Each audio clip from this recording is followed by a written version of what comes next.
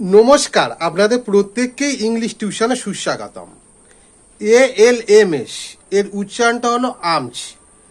এর বাংলা অর্থ হলো ভিক্ষা। পার্টস অফ স্পিচগতভাবে এটা নাউন এবং এটা সিঙ্গুলার এবং প্লুরাল অর্থাৎ একবচন এবং বহুবচন উভয় ক্ষেত্রেই ব্যবহৃত হয়। এর কিছু উদাহরণ হলো alms were given to the beggars, ভিক্ষুককে ভিক্ষা দেওয়া হয়েছিল।